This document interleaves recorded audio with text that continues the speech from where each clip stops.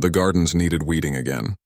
David Reed knelt in the dirt, pulling stubborn roots from between the tomato plants while sweat ran down his back. This was good work, honest work, the kind that let him think about soil and sunlight instead of the things he used to do during the war. Around him, Haven's Rest hummed with quiet activity. The old mining station had become something better than what it was built for. In the greenhouse, a Brevian named Paul worked silently among the vegetables, his hands steady even though his mind still carried the weight of battles fought years ago. Near the medical wing, Owen sat in the sun. The Quillen had lost his eyes to shrapnel, but he was learning to navigate by sound and touch. He smiled as he listened to the wind chimes David had hung for him. This place was home to the broken ones. The ones the galaxy had used up and forgotten. David had been one of them once. Now he tried to help others find their way back to something resembling peace. Lucy Grant, his assistant, came running across the compound.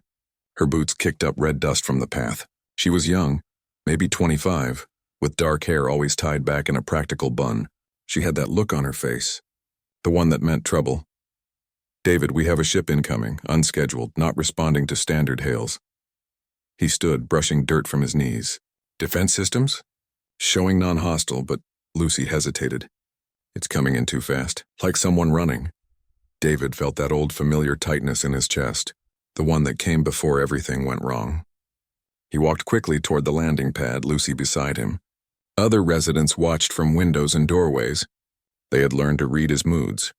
When David moved with purpose, it meant pay attention. The ship came down hard, too hard. It was a small transport, scratched and dented, burning fuel it probably could not spare. The landing gear shrieked against the pad. For a moment, David thought it might tip over. Then the engines cut out and everything went still. The hatch opened with a hiss of escaping air. What emerged was not what David expected.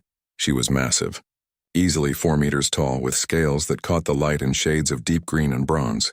Her wings were folded tight against her back, tattered at the edges. A Dravine. David had seen their kind before during the border conflicts. They were fierce warriors, proud and strong. This one looked like she had been running for weeks. She took 3 steps and collapsed. David was moving before he thought about it. Years of combat medic training kicked in. He reached her side as she struggled to rise, her great head lifting to look at him with eyes that burned like molten gold. "Please." Her voice was rough, speaking standard with a thick accent. "Please, can my son stay with me?" Behind her, still in the ship's doorway, a smaller shape appeared. A juvenile Dravine, maybe the size of a large human. His scales were lighter, not yet darkened by age. He was shaking. "Lucy, get Dr. Prell now." David kept his voice calm. "And bring water. Lots of it." The dragon mother's claws dug into the dirt. She was trying to stand again. "They will come. They will take him. Please, I beg you. Can my son stay with me? Easy, you are safe here. Let me help you." David put a hand on her shoulder. Her scales were hot to the touch, almost burning. "What happened?" "Who is coming?" "The council." She gasped the words. "The treaty. They say my Finn is military age. Must go to the labor camps. But he is just a child. Just 15 cycles. He needs his mother. We need each other. Please, can he stay with me?" David felt something cold settle in his stomach.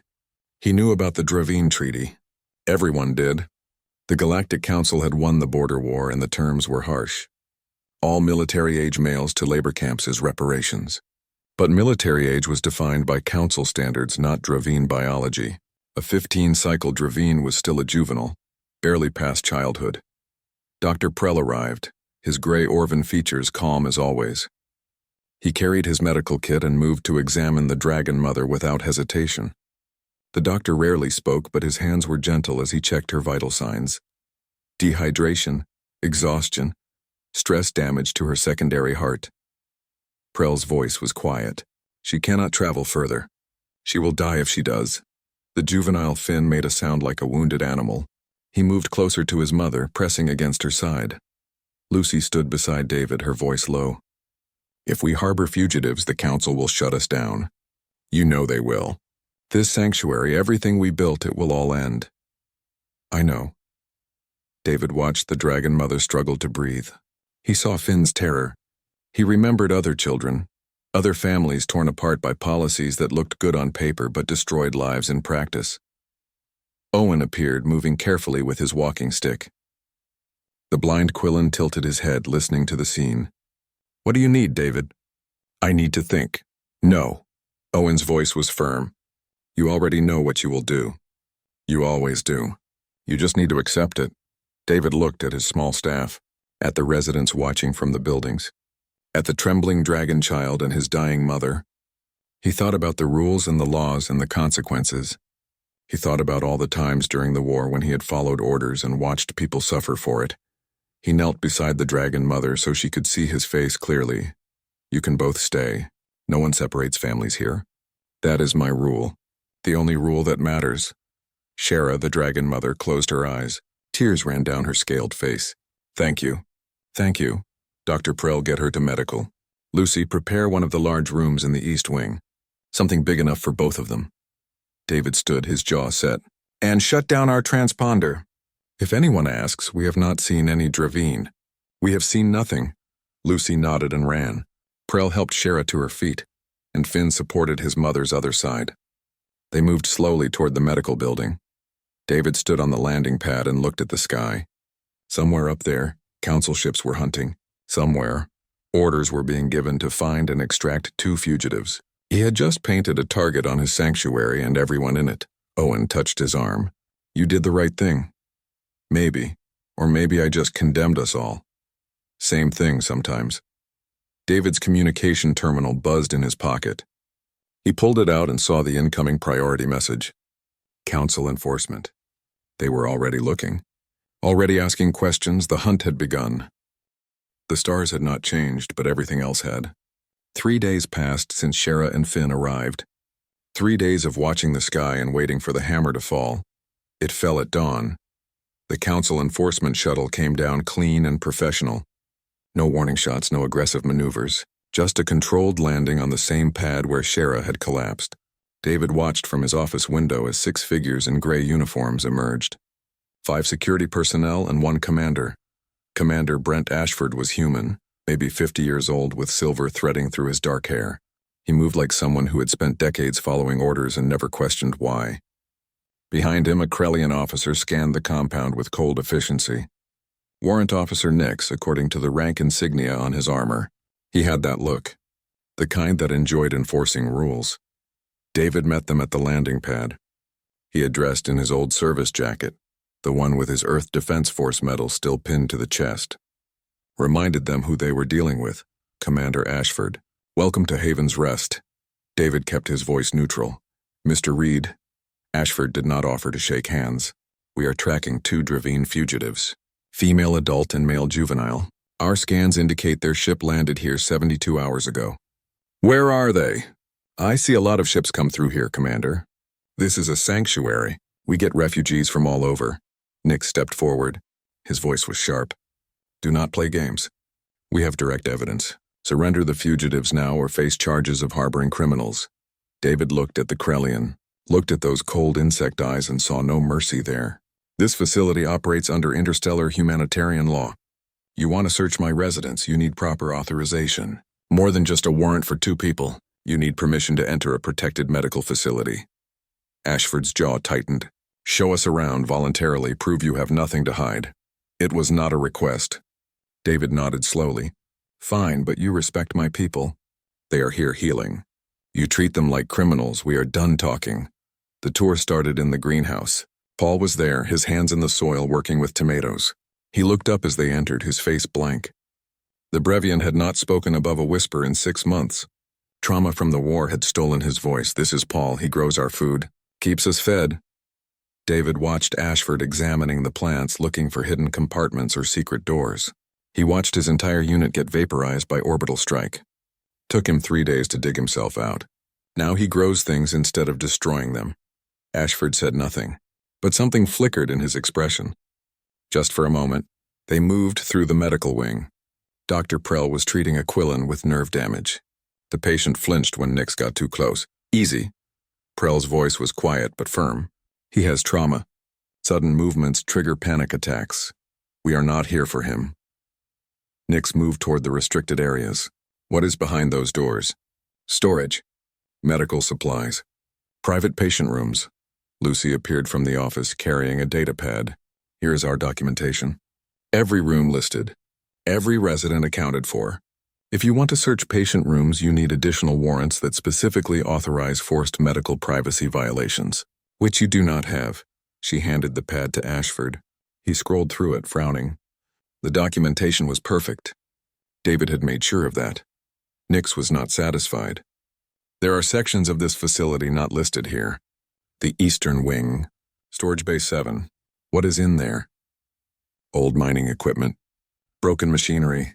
We use the space for long-term storage.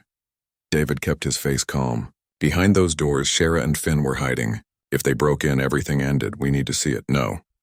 David planted his feet. Not without proper authorization.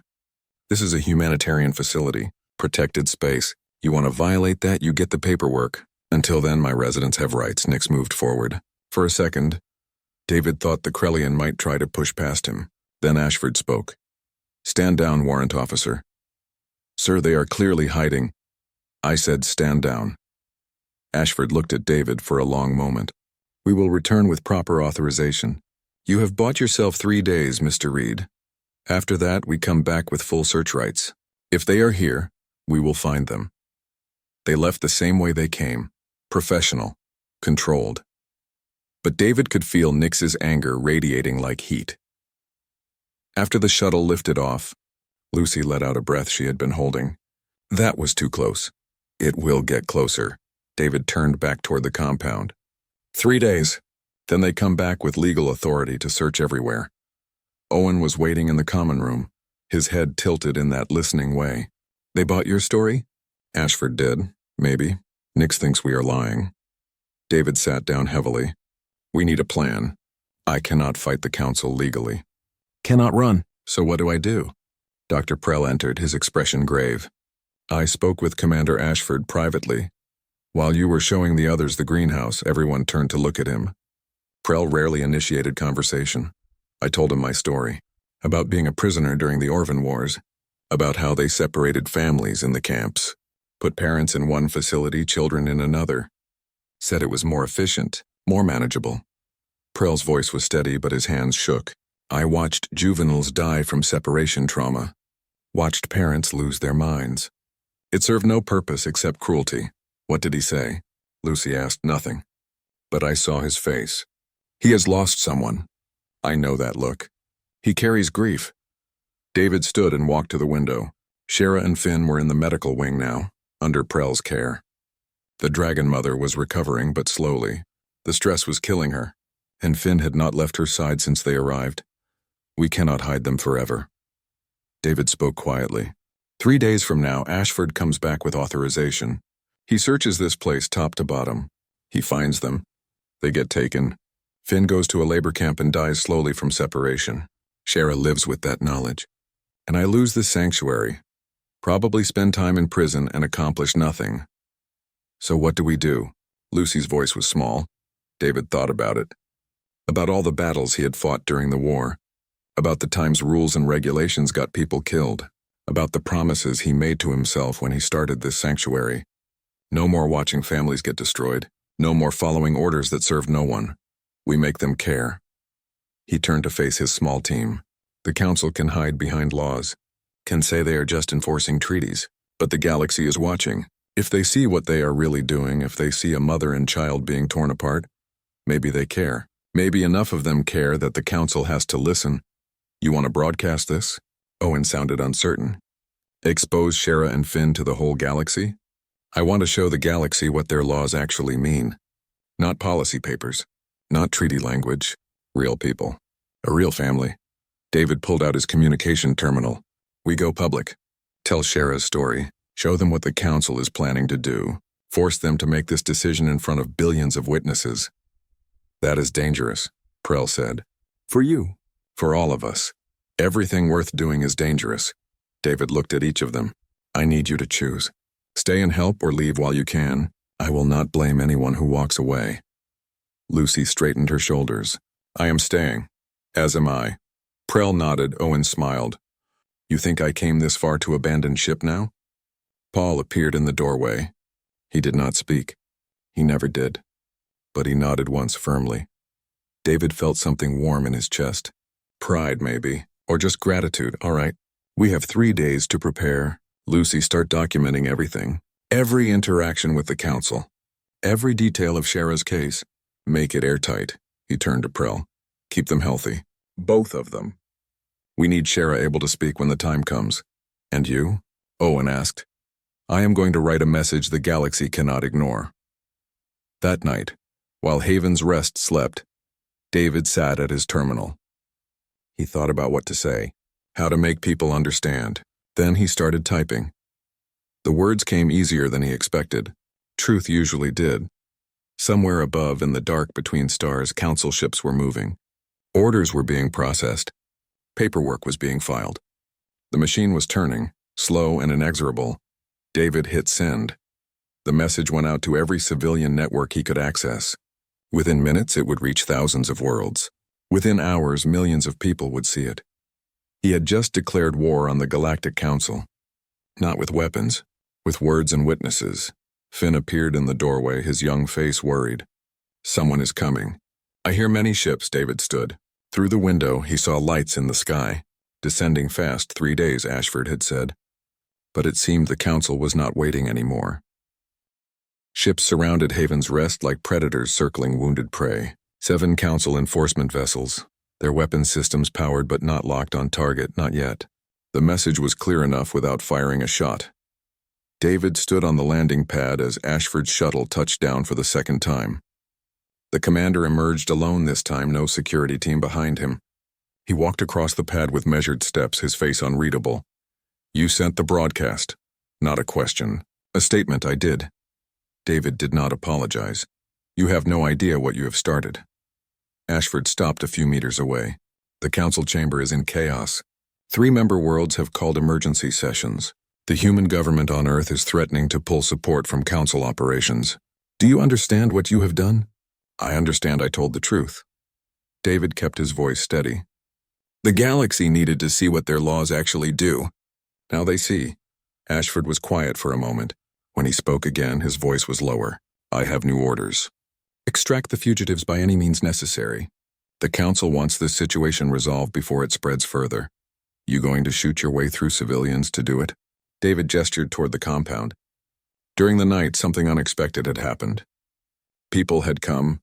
Humans from the nearby settlement, Quillans from the trade station, even a few Brevians. They formed a loose perimeter around the sanctuary. No weapons, just bodies and cameras, bearing witness. I have authorization for lethal force if necessary. Ashford said it without emotion, like he was reading from a manual. Then you better start shooting, Commander, because I am not moving, and neither are they. For a long moment, neither man spoke. The wind blew red dust across the pad. Somewhere in the distance, a door opened and closed. I do not want to do this. Ashford's voice cracked just slightly, but I have my orders.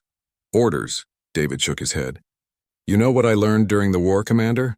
Orders are easy. Following them is the simplest thing in the world. You never have to think. Never have to choose.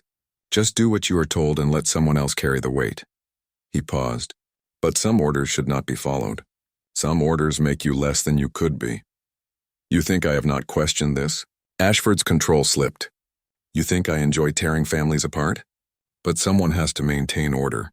Someone has to enforce the treaties or everything falls apart. Then let it fall. David stepped closer. If your order is built on separating mothers from their children, it deserves to collapse. Ashford pulled out his communicator. I am calling in the extraction team. You have 1 hour to surrender the fugitives. After that, I cannot control what happens. He turned and walked back to his shuttle. The engines fired and he lifted off, rejoining the ships above. Lucy ran up beside David. We are trending across the entire galactic network. 70 million views in the last hour alone. Humans are demanding action. So are Quillans, Brevians, even some Krellians. The public is with us. The public does not make decisions. The council does. David watched the ships above. And they have guns. Inside the medical wing, Shara sat with Finn close beside her. Her scales had regained some of their color, but her eyes still carried deep exhaustion. She looked up as David entered. You should not have done this. Her voice was soft. Should not have risked everything for us. Too late now. David sat across from her. Tell me something. If positions were reversed, if a human mother and child were running, would you help them? Shira did not hesitate. Yes, of course. Then why is it different when I do it? She had no answer for that. Finn pressed against his mother's side. The young Dravine had barely spoken since arriving. But now he looked at David with those bright golden eyes. Why do they want to take me away from her? What did we do wrong? David felt something break inside his chest. You did nothing wrong, kid. Nothing at all. The people making these decisions, they just see numbers and policies. They do not see you. They do not see your mother. They see problems that need solving. He paused. My job is to make them see you. Really see you. His communicator buzzed. Another message. This one from an unexpected source. Ambassador Roth, human representative to the Galactic Council. The message was encrypted, short, and to the point. You have support in the Council. Not enough to win a vote yet, but support. Keep them watching. Keep them caring. I am working on something. David showed the message to Lucy. We have an ally on the inside. One ally against how many opponents? Better than none. The hour passed too quickly. David stood outside again, the civilian volunteers behind him. There were more now. Hundreds. They had come from everywhere, drawn by the broadcast. Humans mostly, but others too. They held signs and recording devices. They chanted slogans about family and justice. The council ships began descent maneuvers. Not just Ashford this time. All of them. A full extraction force. Then something unexpected happened. 3 more ships jumped into the system. These ones were different, sleeker. They broadcast Earth Defense Force identification codes. The lead ship hailed Haven's Rest directly. This is Admiral Patricia Hayes' Earth Fleet. Haven's Rest is under Earth protection as a registered humanitarian facility. Any use of force against it will be considered an act of aggression. The council ships hesitated. David could imagine the chaos on their command channels. Earth was calling their bluff. It was a gamble. Earth could not win a military fight against the council. But they did not need to win. They just needed to make the council think twice. Ashford's voice came over the open channel. Admiral Hayes, this is a council enforcement operation. Earth has no jurisdiction here. Haven's Rest is an Earth-registered organization. Its director is an Earth citizen. That gives us jurisdiction. Hayes sounded calm, but David heard the steel underneath. Stand down, Commander. Let the diplomats handle this. The standoff continued for 30 minutes. Ships hovering. Weapons powered but not aimed. Everyone waiting for someone else to make the first move. Then David's terminal lit up with priority messages. Dozens of them. From council representatives, news agencies, civilian organizations. All saying the same thing. The Galactic Council had called an emergency session. They were voting on new protocols. Right now. Live across all networks.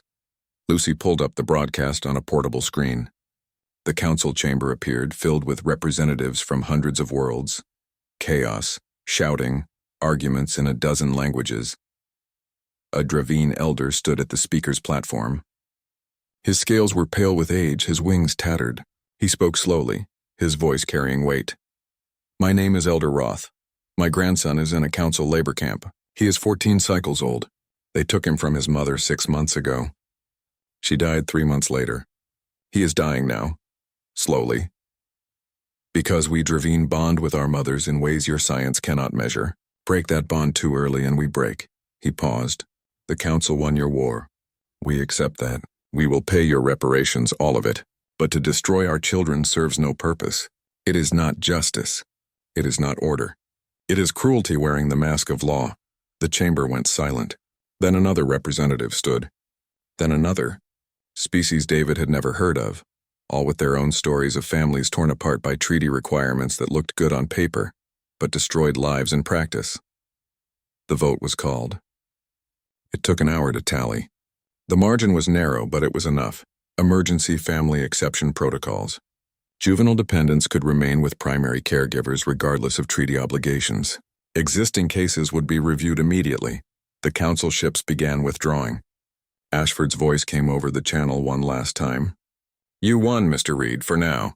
But understand there will be consequences. There always are, Commander. I am ready for them.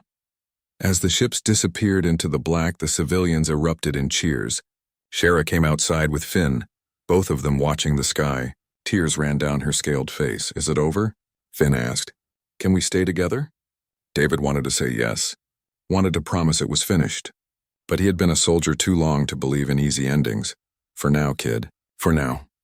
That night, an alert sounded across the compound. Emergency priority. A single ship was incoming. Fast. Not broadcasting identification codes. Lucy pulled up the scan data. It is not showing on council registries. Unknown configuration. Military grade. David felt that old familiar cold in his gut. Battle stations. Get everyone inside. We do not have battle stations. We are a sanctuary. Then improvise. The ship landed hard. The hatch opened before the engines cooled. A human emerged, wearing admiral insignia but no uniform David recognized. Behind him came a squad of heavily armed soldiers. The man walked directly to David. His eyes were cold, furious. Admiral Trent Cross, Council Strategic Command. I do not recognize the Council's vote. It was made under duress, influenced by mob pressure and emotional manipulation. I am here to enforce the original treaty. You have 10 minutes to surrender the fugitives. David stared at him. The Council voted.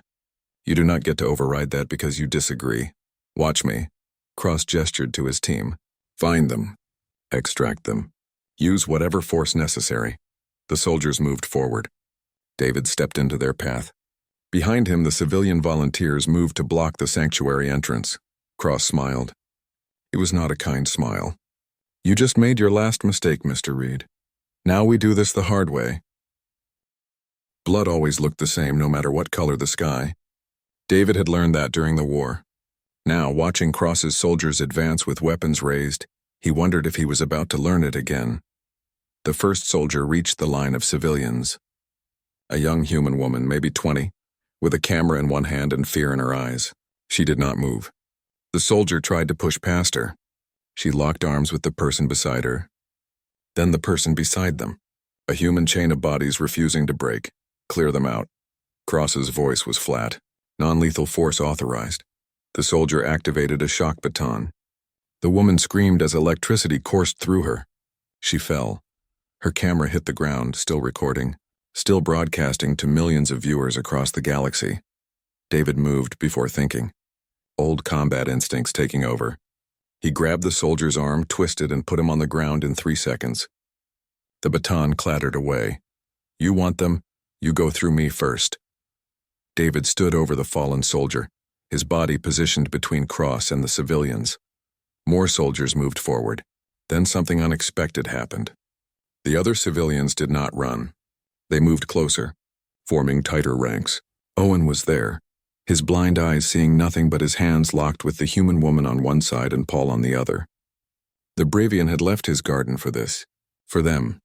Dr. Prell emerged from the medical wing. The Orvan moved with careful dignity, placing himself directly in the soldier's path. I am a licensed medical provider. These people are under my care. You will not pass. Cross pulled his sidearm. This is your last warning. Stand aside or be removed. No. The word came from behind David. He turned. Shara stood in the sanctuary doorway, Finn beside her. The Dragon Mother had recovered enough strength to stand tall. Her wings spread slightly, instinctive protective gesture over her son. No more running. If you want my child, you take him from me. Right here. Right now. Let the whole galaxy watch you do it. Cross aimed at her. That can be arranged. A new voice cut through the tension. Lower your weapon, Admiral. That is an order. Commander Ashford walked onto the landing pad. He was alone, no longer in uniform. He had removed his rank insignia, removed everything that marked him as council enforcement. You have no authority here, Ashford. Cross kept his gun trained on Shara. You resigned. Remember? I remember. I also remember my oath. To protect, to serve. Not to murder mothers in front of their children because some bureaucrat decided treaties matter more than lives. Ashford positioned himself between Cross and the dragons. You want to shoot someone, Admiral, shoot me first. Cross's hand shook. Just slightly. You are committing career suicide. My career died the day I started following orders I knew were wrong. I am just making it official now. For a long moment, nothing happened. Cross and Ashford stared at each other. Two soldiers who had chosen different paths. Behind them, the civilians held their ground. The cameras kept recording. Then Cross lowered his weapon. You're all insane. Every single one of you. Maybe. David stepped forward. Or maybe we are just tired of pretending that following evil orders makes them less evil. Cross's communicator buzzed. He listened for a moment, his face going pale, then red with anger. You did this. Did what? David asked. The Earth government just filed formal charges against me with the Galactic Council. Unauthorized military action. Threatening civilians. Assault. Cross looked at his soldiers. Half of them had lowered their weapons. They were watching the broadcast too, seeing themselves through the galaxy's eyes. Council command is recalling me immediately. Then I suggest you leave. Ashford's voice was quiet, firm. Cross holstered his weapon. For a second, David thought he might try something anyway, some last desperate play to salvage his mission. But the fight went out of him. He could see the writing on the wall. This is not over. Cross walked back to his ship. His soldiers followed, some reluctantly, some with visible relief. The ship lifted off minutes later, burning hard for orbit. The civilians erupted in cheers. People hugged, cried, laughed. The woman who had been shocked was back on her feet, her camera still recording. She was smiling despite the pain. David found himself surrounded, hands patting his back, voices thanking him. It felt wrong somehow. He had not done anything except refuse to move. They were the brave ones, the civilians who stood unarmed against soldiers. They were the ones who changed everything. Shara approached slowly. Finn stayed close to her side, but his fear had transformed into something else. Wonder maybe, or hope. The Dragon Mother knelt, bringing her great head level with David's. You saved us. Her voice was thick with emotion. How do I repay this? You do not. David looked at Finn. You heal. You stay as long as you need. And maybe when you are ready, you help the next family that shows up desperate and scared. I will. Shara touched her forehead to his. A Dravine gesture of deep respect. I swear it. Over the next few days, Haven's Rest transformed. News spread across the galaxy. Other families in situations like Shara's began coming forward. Dravine mothers with juvenile sons. Other species with similar bonding requirements. The council's vote had opened a door, but implementation was slow, bureaucratic.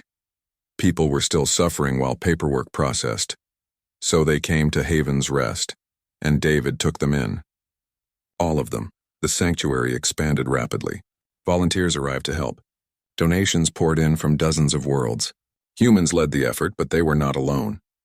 Quillans, Brevians, even some Krellians joined the cause. What started as one man's refusal to look away became something larger. Ambassador Roth visited personally. The human diplomat was older than David expected, with gray hair and tired eyes. She sat with him in his office, now cramped with refugee paperwork. You started something you cannot control.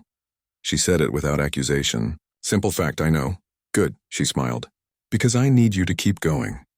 The council is reviewing thousands of cases now. Your actions created political pressure we could not generate through normal channels. But the hardliners are regrouping. They will try to reverse the vote. We need symbols. Examples of why this matters. I am not a symbol. David shook his head. I am just someone who said no. Sometimes that is enough. Roth stood. Keep saying no. We will handle the politics. She left, and David returned to work. There were always more families arriving, more stories of suffering and separation, more children who just wanted to stay with their parents. Ashford found him in the greenhouse that evening.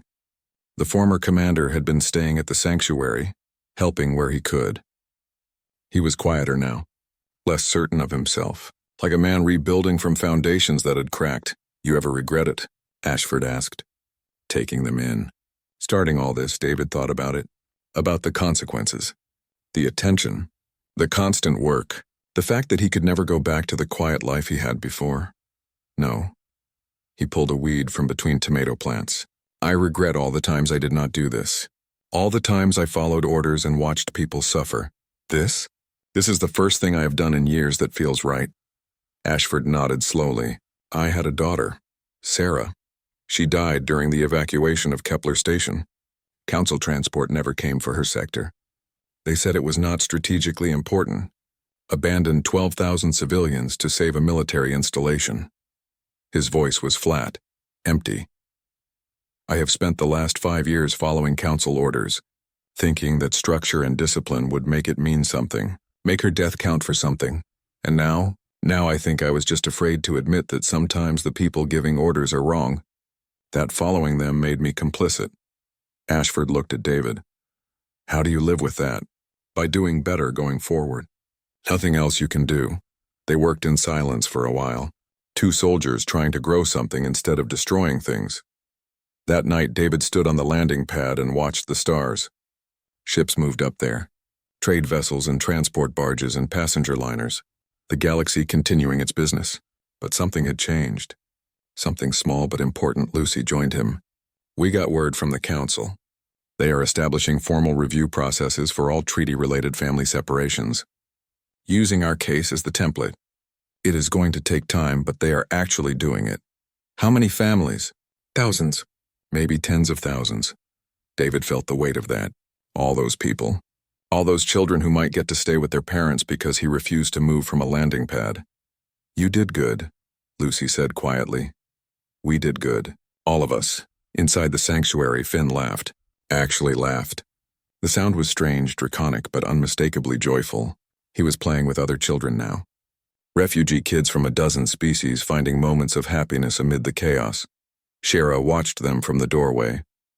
Her scales had fully regained their color, healthy, whole. She saw David looking and nodded. A promise kept, a family saved. There would be more fights, more bureaucratic battles, more families who needed help. David knew that. Accepted it. This was his purpose now. Not following orders, not maintaining structure, just helping the ones everyone else had given up on. The galaxy was watching Haven's rest. Some with approval, some with anger, but they were watching. And sometimes that was enough to change things. David turned and walked back inside. There was work to do. There was always work to do. But for the first time in a long time, it was work worth doing. Rain hammered against the windows of Haven's Rest. Real rain, not the usual red dust storms. David stood in the expanded common area and watched water stream down the glass. 50 refugees sheltered here now. 50 families who had nowhere else to go while the council processed their cases. The work never stopped. Lucy managed intake processing. Dr. Prell treated medical issues ranging from malnutrition to separation trauma. Ashford handled security and logistics. Paul grew food for an ever-increasing population. Owen taught mobility skills to those recovering from injuries, and David held it all together through sheer stubborn will. The message came during dinner. Everyone gathered in the common area, sharing food and stories. Dravine mothers with their sons. Quillan families whose bonding rituals the council had not understood. Brevians who mated for life and could not survive prolonged separation. Species with needs that did not fit neatly into treaty categories. David's terminal buzzed with priority encryption. He stepped away to read it. The message was from Ambassador Roth, and it was not good news. Council hardliners have introduced emergency legislation to override the family exception protocols. They claim you have created a magnet for illegal immigration and treaty violations. Vote scheduled in 72 hours. If it passes, all current exceptions are revoked immediately. Families will be separated again. I am fighting this, but I need more time. Give me something to work with. David closed the terminal and looked at the families eating together, laughing together, healing together. In 72 hours, all of this could end. Lucy noticed his expression. What is wrong? He told her, then told Ashford and Prell. The four of them gathered in his office, which was really just a converted storage closet now. We cannot let them reverse this. Lucy's voice was tight. These families have started rebuilding their lives. You cannot just tear them apart again. The council does not care about that. Ashford had learned to see the institution clearly now. No more illusions about justice and order. They care about maintaining authority. We challenge them. Made them look weak? They will crush us to prove they still have power. Then we make it impossible to crush us. David paced the small space. We go bigger.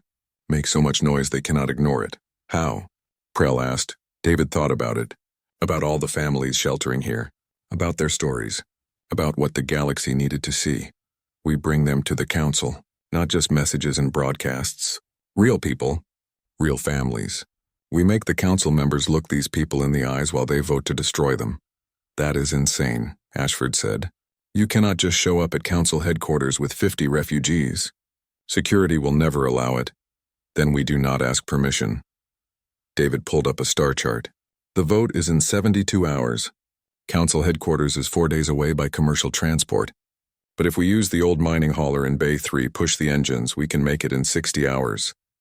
That ship barely flies. Lucy protested. And it was designed for cargo, not passengers. Then we make it work. We have no choice. Shara appeared in the doorway. She had been listening. You would do this? Risk everything again? Yes. Why? The Dragon Mother's voice was soft. You have done enough. Saved my family. Saved all these families. Why risk losing everything now? David looked at her. At Finn peeking around her shoulder. At all the refugees gathered in the common area beyond. Because saving you once is not enough. I need to make sure you stay saved. All of you, he paused. And because someone has to show the council that laws without mercy are not worth following. The decision made, they worked through the night.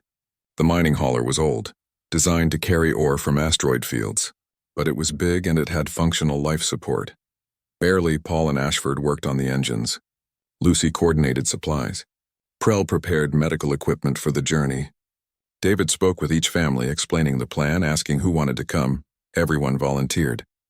Every single family, you do not have to do this, David told them. This is dangerous. The council could arrest all of us, send you to labor camps anyway. A Quillen mother named Beth spoke up. She held her juvenile daughter close. They already tried to take her from me.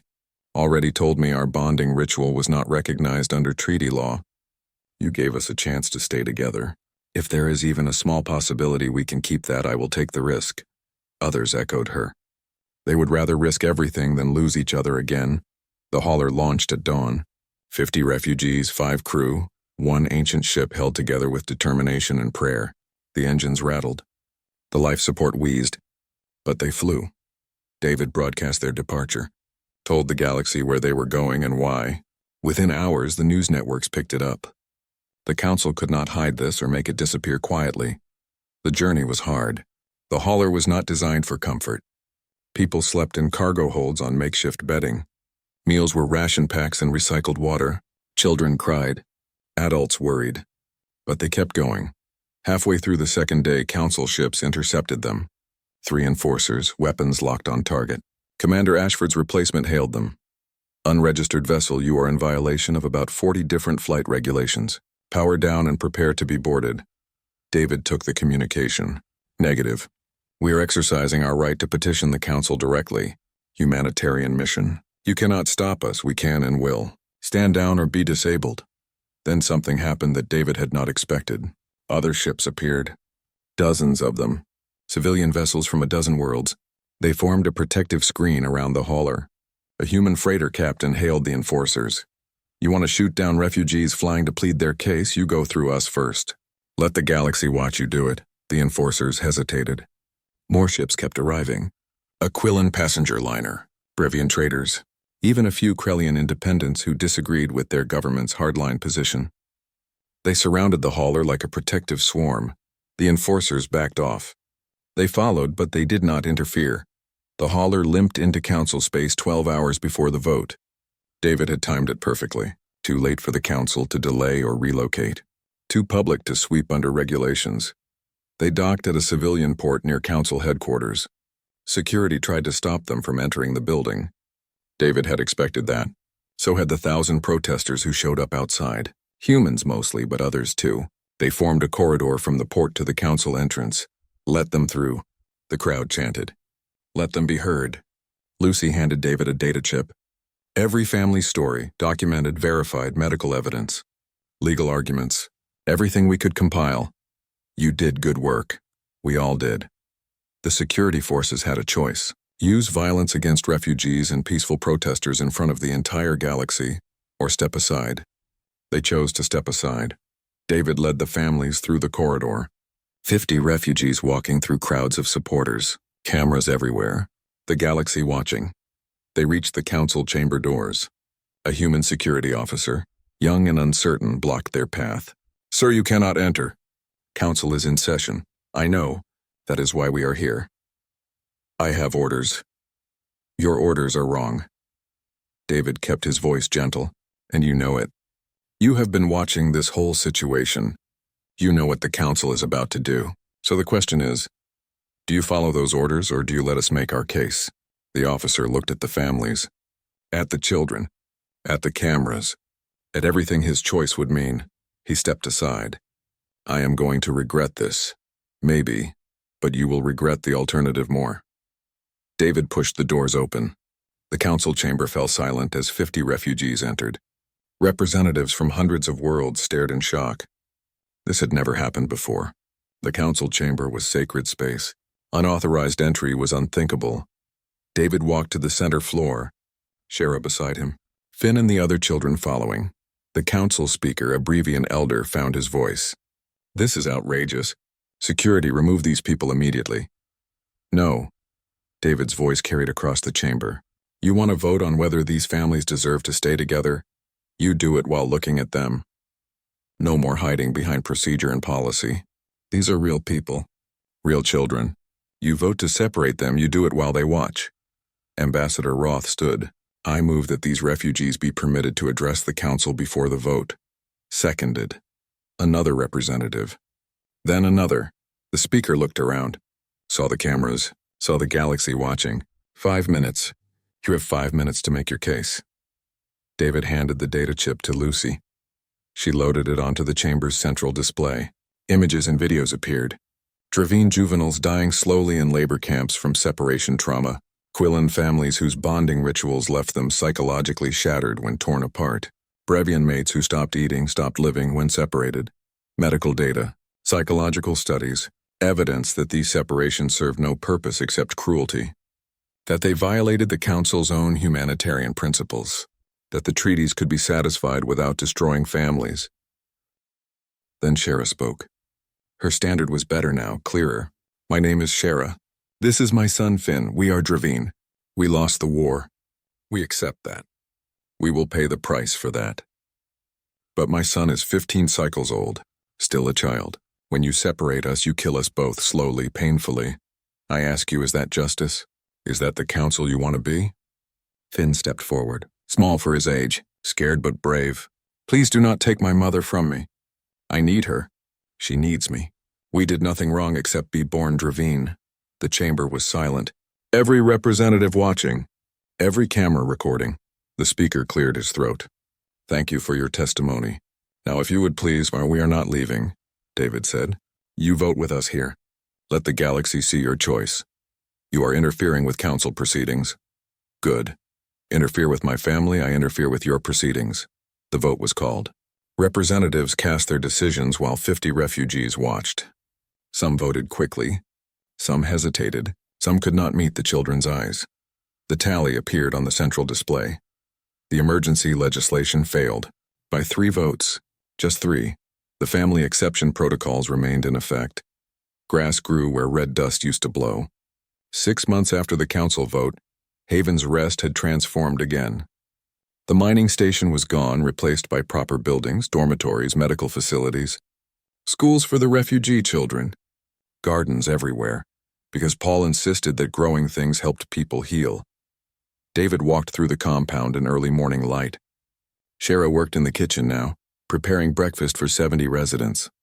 Finn attended classes with other refugee children, learning standard in mathematics and history, not the history of wars and treaties, but the history of cultures and families, and the ties that bound people together. The sanctuary had become something David never imagined. A model for others. 17 similar facilities had opened across the galaxy, all following Haven's Rest's example. Places where families fleeing bureaucratic cruelty could find shelter and help navigating the review process. The council had established formal procedures. Caseworkers. Appeal processes. Medical evaluations that actually considered species-specific biology instead of applying human standards to everyone. It was slow, imperfect. But it was better than before. Ashford found him near the gardens. The former commander looked different now. Lighter somehow, like putting down a heavy burden he had carried too long. New arrivals coming in today. Ashford consulted his tablet. 3 families. Quillen, Brevian, and one I have not seen before. Trelawney, according to the manifest. Do you know anything about them? Not much. aquatic species, 3-parent family structure. David made a mental note to research their bonding requirements. We will need to set up water tanks. Talk to Dr. Prell about life support modifications. Already done. He started preparations last night when the request came through. Ashford smiled. We are getting good at this. We have practice.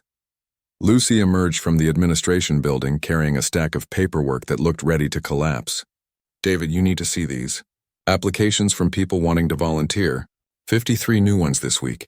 Doctors, teachers, engineers. Everyone wants to help. Can we accommodate them? If we expand the staff quarters, maybe. But that means more construction, more resources. She paused. We are outgrowing this place. David had known this was coming. Haven's Rest had started as a small sanctuary for a handful of refugees. Now it was becoming something else. A permanent institution. A place that would outlast him. What do you think we should do? He asked Lucy. She blinked. You are asking me? You run half this place already. Might as well make it official. What would you do if this was your decision? Lucy thought about it. I would expand. Build bigger. Create something that can handle 100 families instead of 70. Train people to run similar sanctuaries elsewhere. Make this bigger than just us, then do it. You are the new director. I am retiring. What? No, David, this is your sanctuary, your vision. It was my start. But it needs to grow beyond me. You know how to run this place. You care about the people here. That is all that matters. He smiled at her shock. Besides, I am tired. Time for someone else to carry the weight. Before Lucy could argue, Owen appeared. The blind Quillen moved with confidence now. No longer tentative. David, you have visitors. Ambassador Roth and a delegation from Earth. The delegation waited in the conference room. Roth looked older than during her last visit, more tired. But her eyes were sharp as ever. Beside her stood 2 humans David did not recognize. Military uniforms. High rank, Mr. Reed. Roth stood. These are General Sarah Kim and Admiral Frank Martinez from Earth Defense Command. They wanted to meet you. The general extended her hand.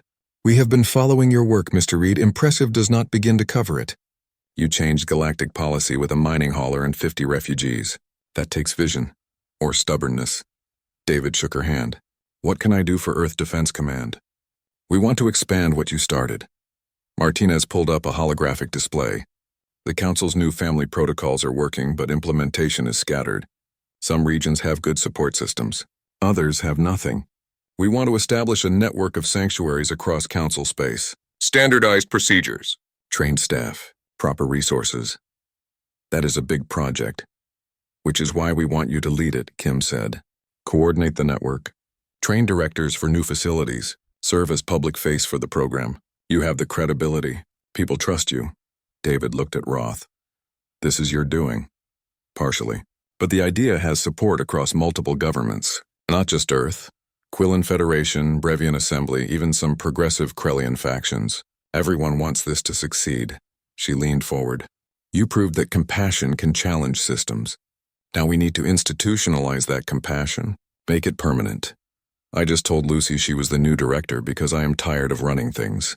Now you want me to run an entire network? We want you to inspire people to run it. To show them it is possible. You do not need to manage every detail. Just be the symbol. The person who refused to look away. David walked to the window. Outside, Finn played with other children. The young Drevine had grown. Not just physically, but emotionally. He smiled now. Laughed. Acted like a kid instead of a terrified refugee. Shara watched from the kitchen doorway. She caught David's eye and nodded. Her scales shone in the sunlight, healthy and whole. She had started taking other families under her wing, helping new arrivals navigate the fear and uncertainty. Paying forward what David had given her. If I do this, I have conditions. David turned back to the delegation. Name them, Kim said. First, every sanctuary in the network operates independently. No centralized control beyond basic standards. Local directors make decisions for their communities. He ticked points on his fingers. Second, we never turn away anyone who needs help. If someone shows up desperate and scared, we find a way to shelter them. Period. Agreed. Third, the people who work there are not just processing refugees. They are helping them heal. That means medical staff, counselors, teachers, not just bureaucrats stamping paperwork. Also agreed. What else? The program is named after someone who actually deserves recognition, not me. Someone who represents what we are trying to do. David thought for a moment. Call it the Shara Initiative. After the dragon mother who trusted a stranger to protect her son. Roth smiled. Perfect. The council representatives will appreciate honoring a Dravine, shows reconciliation. They worked out details for the rest of the day. Funding sources, staffing requirements, training programs, site selection for new sanctuaries. It was overwhelming, but David could see the vision taking shape. Something permanent. Something that would outlast all of them. That evening, he gathered everyone in the common area. All the residents, all the staff, even the children who should have been sleeping, I have some news. David waited for quiet. Haven's Rest is expanding. Going to become part of something bigger, a network of sanctuaries across the galaxy. Lucy is your new director. She will run this place. I am going to help set up the others. Murmurs ran through the crowd. Concern, uncertainty. But here is what does not change. David raised his voice. This place will always shelter families who need help. We'll always choose compassion over rules. We'll always believe that protecting children matters more than following treaties. That does not change, ever. Shara stood, Finn beside her. You gave us our lives back. How do we thank you for that?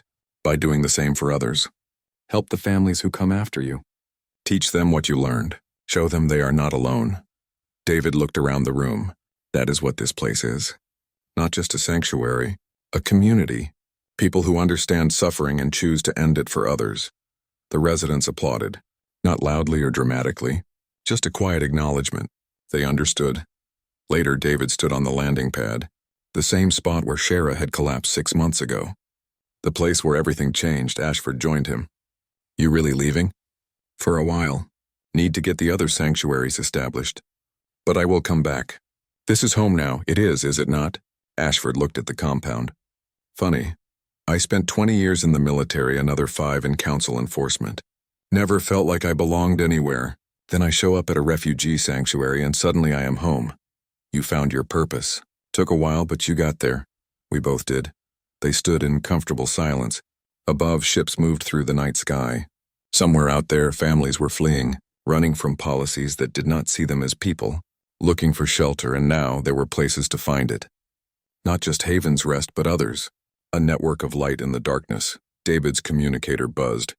Another request. Another family needing help. He smiled and answered it. The work never stopped. But that was okay. Some work was worth doing forever. 3 years later, the Shara Initiative operated 47 sanctuaries across council space.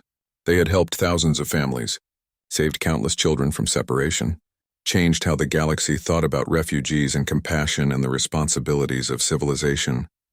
Haven's Rest remained the heart of it. Lucy ran it with quiet competence. Shara worked as family liaison, helping new arrivals feel safe. Finn, now 18 cycles old and legally independent, chose to stay and help. Ashford trained security personnel for other sanctuaries. Paul's Gardens had become legendary, feeding hundreds. David traveled constantly, setting up new facilities, training new directors, speaking at council sessions. He was tired. Always tired. But it was good tired. Earned tired. The kind that came from work that mattered. On the 5th anniversary of Shara's arrival, they held a celebration at Haven's Rest. Refugees from dozens of worlds gathered. Some had moved on to new lives. Others still sheltered there. They shared food and stories and laughter. Finn gave a speech. The young Dravine had grown into a thoughtful adult, studying interspecies psychology so he could help others dealing with trauma. 5 years ago, my mother asked a stranger if I could stay with her. He said yes. That one word changed everything. Not just for us, but for thousands. Because sometimes changing the galaxy starts with one person refusing to look away from suffering. David watched from the back. He did not need recognition or celebration. Just this, seeing families together, seeing children smile, knowing they were safe. A new ship landed on the pad. Emergency beacon flashing. The hatch opened and a Trelawney family emerged, their water tanks cracked and leaking. They were desperate, scared, running. Lucy was already moving toward them. Shara right behind her. You are safe here.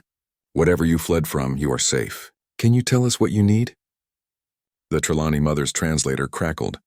Please, can my children stay with me? Lucy smiled. Yes, always yes. David turned and walked toward his quarters. Someone else had this now. Someone else could say yes. That was the whole point. Building something that did not depend on him. Something that would continue long after he was gone. The galaxy was not fixed. Might never be fixed. There would always be cruelty hiding behind laws. Always be families running from policies that valued order over mercy. But there would also always be sanctuaries. Always be people willing to say no to wrong orders. Always be those who chose compassion over compliance. David lay down that night and slept well for the first time in years. His work was not finished. Might never be finished. But it was in good hands now, and that was enough.